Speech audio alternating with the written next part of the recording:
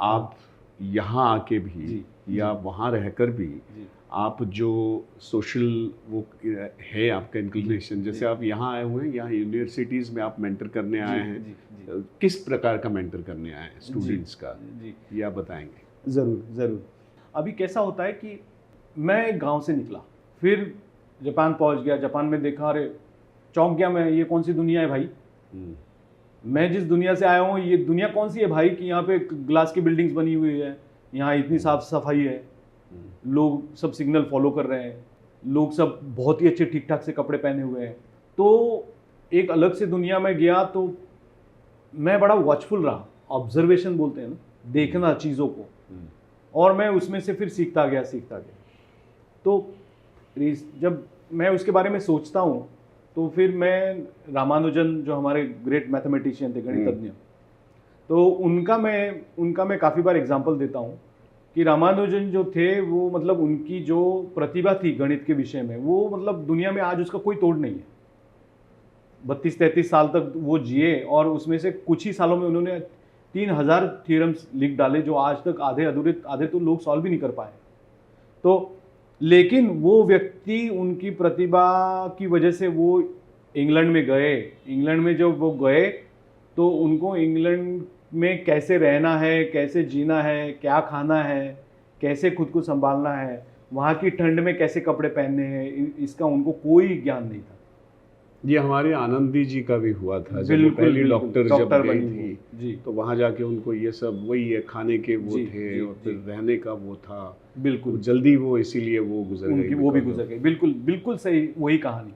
और फिर तो इन लोगों को कैसा हुआ है कि फिर उनको टीबी हो गई, पहले सर्दी खांसी हो गई, फिर समझ में नहीं आ रहा है क्या हो गया, फिर वो टीबी हो गया और रामानुजन जी 32-33 साल की उम्र में निकल गए। आनंद जी का भी वैसा ही हुआ, शायद वो भी 40 के पहले ही गुजर जी। गए। तो आज भी मैं देखता हूँ ना, इस स्टोरी में कोई फर्क नहीं है सर, अच्छा, कोई फर्क नहीं। किसी तो भी फैमिली में कोई तो बच्चा उठता है, नहीं मुझे यूएस जाना है, तो माँ बाप देखेंगे अच्छा पैसा है, अच्छा बेटा तुझे यूएस जाना है, अच्छा कितने लगेंगे पैसे एडमिशन के लिए, हाँ हाँ चलो चलो चलो चलो। फिर अच्छा मुझे जापान जाना है, तो काफ़ी सारे बच्चे आते हैं माँ बाप का पैसा खर्च करके जापानी भाषा सीखने के लिए जापान में, लाखों रुपए खर्चा करते, साल भर जापानी सीखते हैं, उसमें से किसी का लग गया तो लग गया, किसी को नहीं लगा तो नहीं लगा। लेकिन ऐसे जो बच्चे आते हैं ना, मैंने देखा ना, वो कभी अंदर तक डूबते नहीं है, ना उस भाषा में डूबते हैं, ना उस संस्कृति में डूबते हैं। तो लोग हवा हवा में ही आ जाते हैं। तो मैं इसलिए अभी कॉलेजेस में जाके ये सिखाता हूँ कि भाई अगर आपको बाहर नौकरी के लिए जाना है या आपको बाहर पढ़ाई के लिए जाना है, आपको खुद की तैयारी करनी पड़ेगी।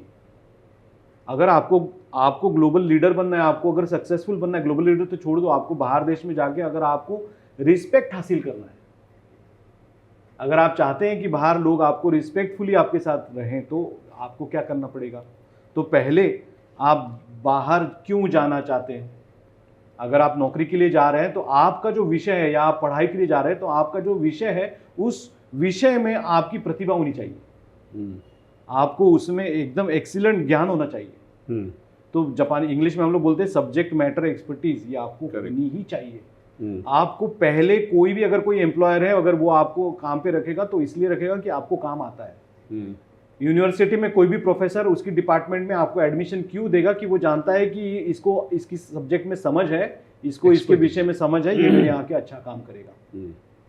और अगर कोई सरकार आपको स्कॉलरशिप देगी तो इसीलिए देगी कि क्योंकि आप में प्रतिभा है, इसीलिए। तो पहले आप अपने विषय को अपना तगड़ा बनाइए, ताकतवर होना चाहिए उसमें, किंग। तो मैं बच्चों को यही बोलता हूँ कि king of one and jack of many.